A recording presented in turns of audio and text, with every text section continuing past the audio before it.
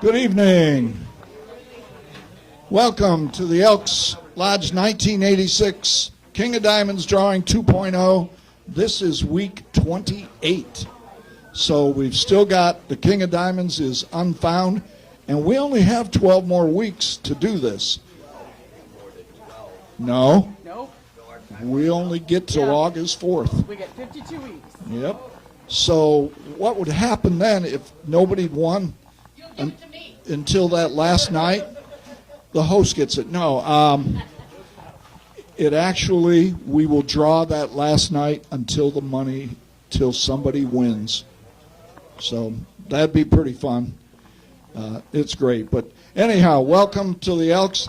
Let's talk about what we did last week. We had our drawer last week. The winner was Bob Downing, and I would assume that Bob picked up his money on Sunday. Yes, he It did. was $25.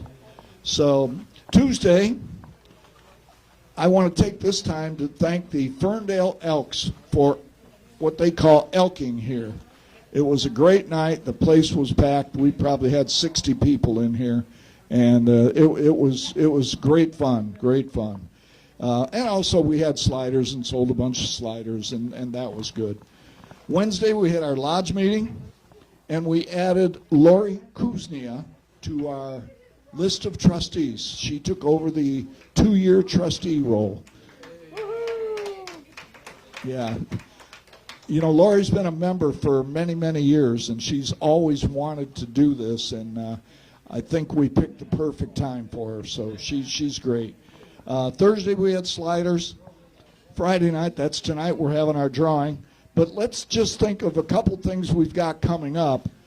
Sunday we're going to have our Cinco de Mayo party, so that'll be what are we having? Soft tacos and nachos until the meat runs out. Will that be after 2 or many of them or what? I don't know. We'll have to see. I'm not going to the grocery store to buy more meat. All right. And then on Monday we will have our indoctrination, which I conduct every Monday ahead of the installations. And right now I would say Monday night we'll probably have at least 3 people, maybe 4. So that'll be great.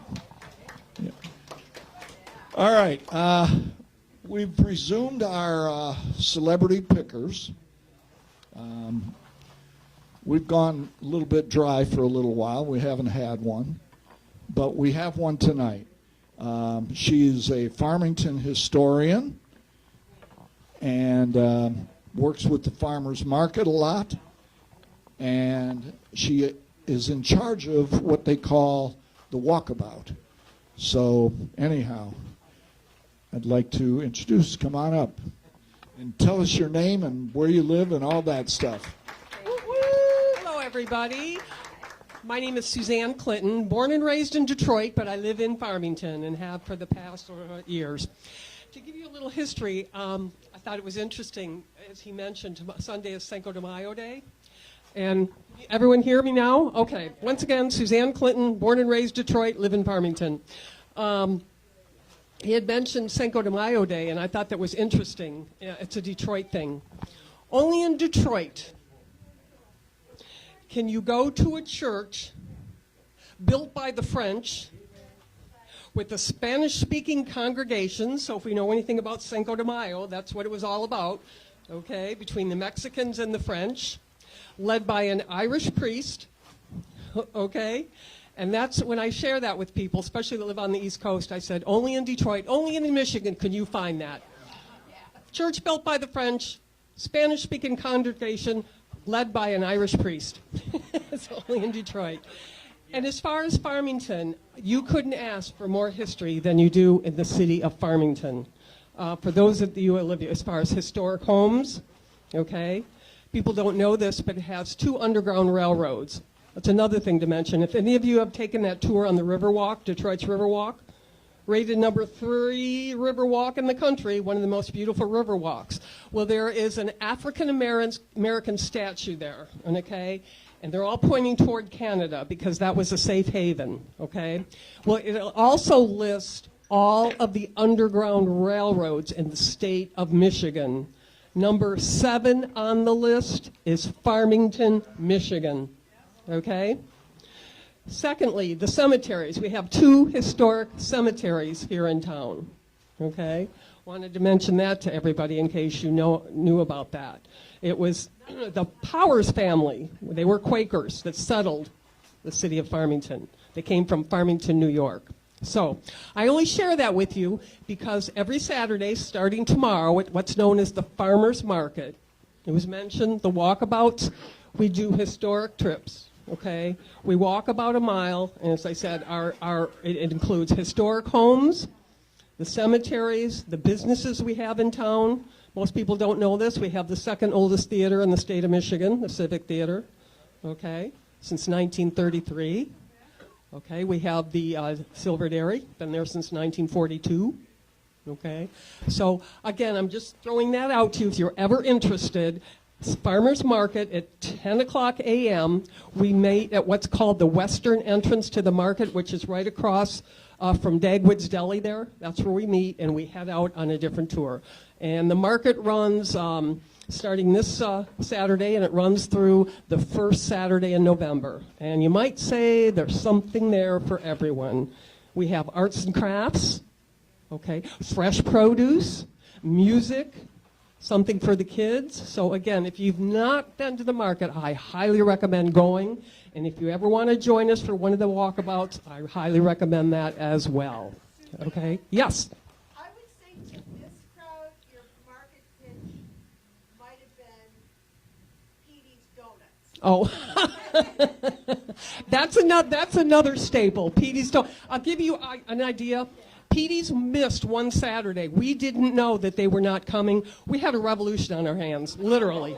Seriously, that's how popular they are. Okay, we have a pierogi where there's a family that makes homemade pierogies. Oh, and those are good. I can contest to that. Okay, and they didn't come one Saturday. Same scenario. So there's 2 of our vendors, Petey's Donuts and the pierogi family. That's what I call them. The point we're making here, outstanding food, and this reputation precedes it. That's what people have been saying. When's the market open? Is Petey going to be there? Is so-and-so going to be there?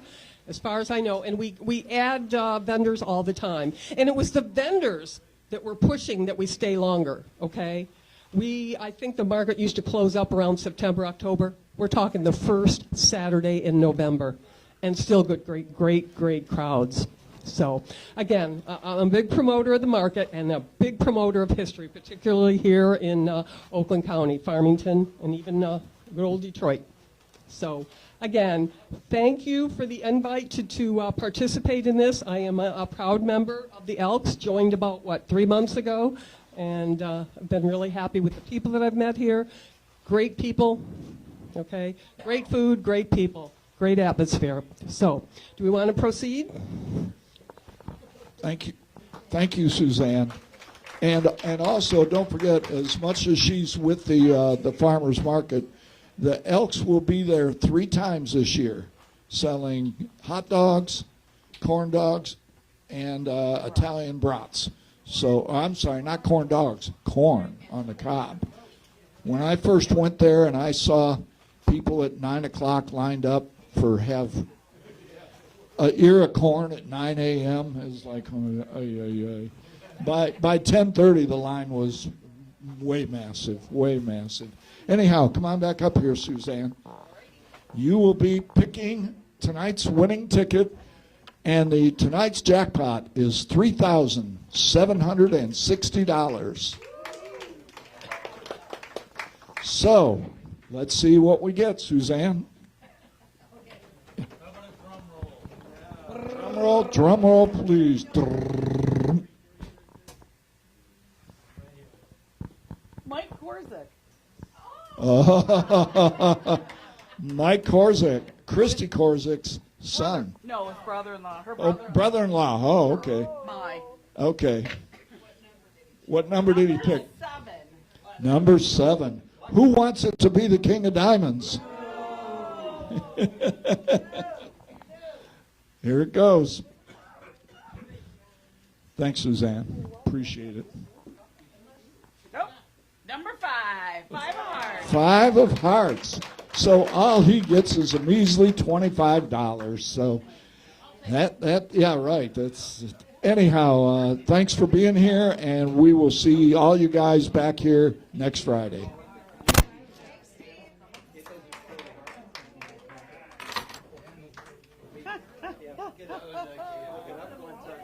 Yeah, because I told this thing keeps going and